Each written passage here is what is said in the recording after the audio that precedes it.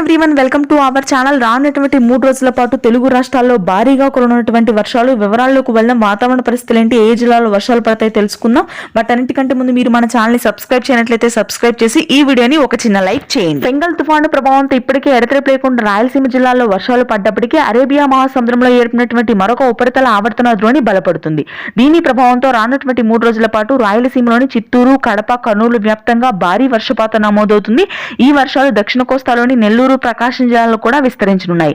December 7వ తారీఖు వరకు కూడా ఎడతెరిపి లేని భారీ వర్షాలు కురుస్తాయని వాతావరణ కేంద్రం వెల్లడించింది. అన్నమయ్య, రాజంపేట, నందలూరు, తిరుపతి, పీలేరు, పలమనేరు, కదిరి, బద్వేల్, రాయచోటి, పులివెందుల ప్రాంతాల్లో భారీ వర్షం ఉంటుంది. మధ్యాంధ్ర, గుంటూరు, కృష్ణా, కోనసీమ ప్రాంతాల్లో ఆకాశం మేఘావృతమై ఉంటుంది. మళ్లీ శ్రీకాకుళం, విజయనగరం, విశాఖపట్నం ప్రాంతాల్లో ఉపరితల ఆవర్తన ద్రోణి ప్రభావంతో భారీ వర్షపాతం నమోదవుతుంది.